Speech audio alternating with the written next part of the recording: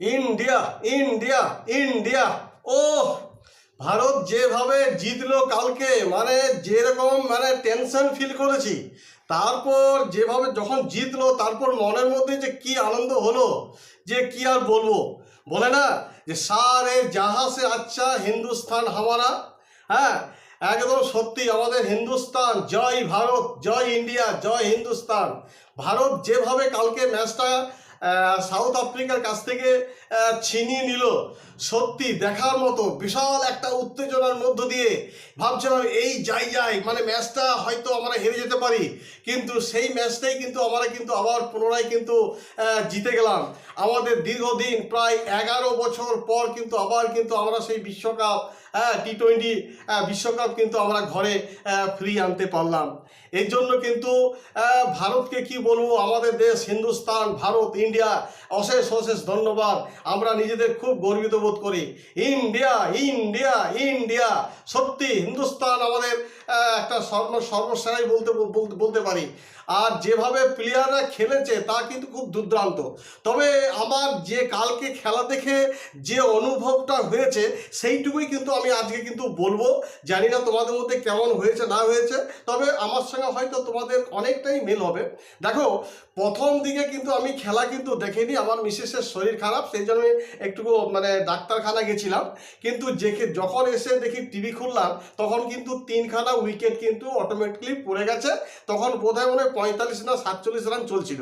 হ্যাঁ, তখন এসেই কিন্তু আমি যেটা আমার মনের মধ্যে যেটা মানে রিয়াকশান হয়েছিল, যাহ এদিকে রোহিত শর্মারা সব আউট হয়ে গেছে, ইন্ডিয়া তাহলে গেল রে, কি হবে। হ্যাঁ, তখন বিরাট কোহলি মনে খেলছিল। তো যাই হোক, বিরাট কোহলির অপোজিট সাইডে যিনি ছিলেন তিনি খুব পেটাচ্ছিলেন, 4 ছক্কা মারছিলেন। একদিকে বিরাট কোহলি একটা ধরে খেলছিল। তখনও কিন্তু একটা মনের মধ্যে কিন্তু একটা দ্বিধাবোধ করছিল যে বিরাট কোহলি টুকটুক করে 1 রান করে নিচ্ছে, আবার খেলছে, আবার 1 রান নিচ্ছে, শেষ পর্যন্ত রান উঠবে তো। 180 যদি উঠে বা 190 রান যদি উঠে তাহলে ইন্ডিয়া হয়তো ফাইট করতে পারবে। তারপরও প্রতি ক্ষেত্রে কিন্তু বিরাট কোহলি ভালো খেলেছে এবং রান করেছে।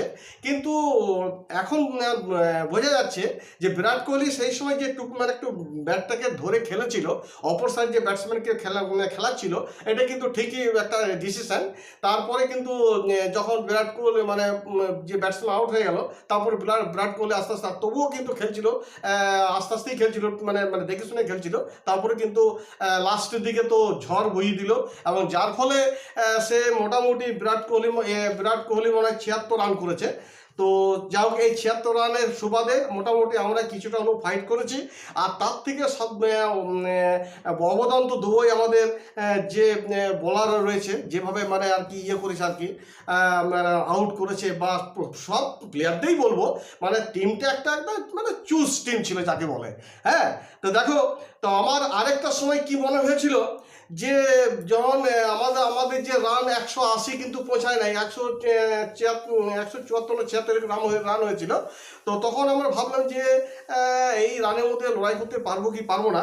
কিন্তু একটা টাইমে এমন হলো যে ইন্ডিয়ার যাই অবস্থা, আমরা বললাম যাক ম্যাচটা হয়তো আমাদের হাতছাড়া হয়ে গেল। কারণ ওই যে 4 ছক্কা মারছিল, প্লেয়ারটা কি নাম, হেনরিক কালসন নাকি জানো, হেনরিক কালসন।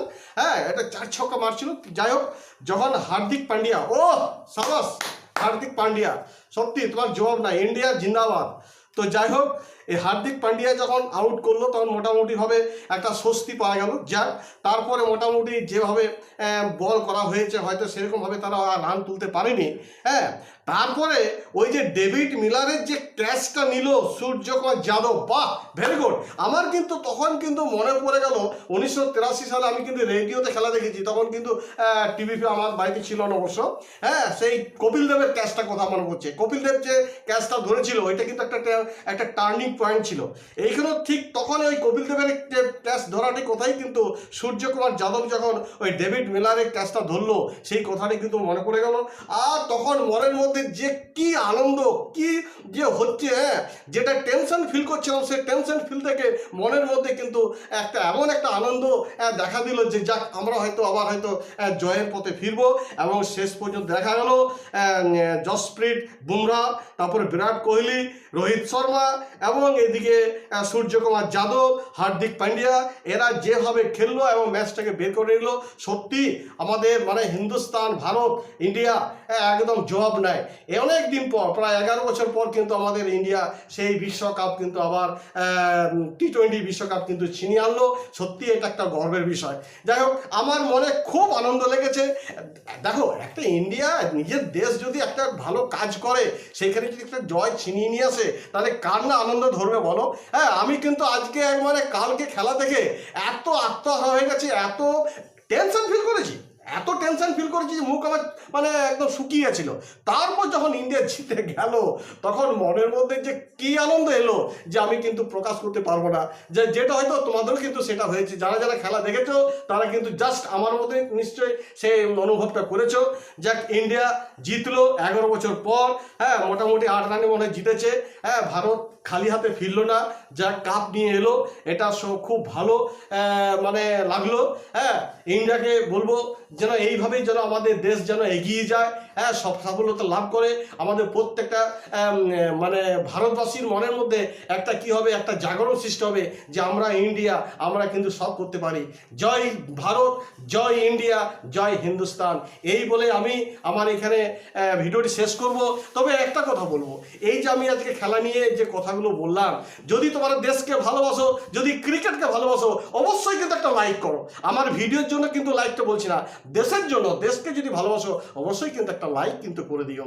এই বলে আমি আজকে এই ভিডিওটা শেষ করছি। খুব আনন্দ, খুব ভালো লাগছে, তোমাদেরও প্রত্যেককে সবাই ভালো লেগেছে যে ইন্ডিয়া আমাদের কিন্তু কাপ শেষ পর্যন্ত নিয়ে এলো। এই বলে আমি আমার এখানে ভিডিওটি শেষ করছি। তোমরা সবাই ভালো থাকো, ধন্যবাদ।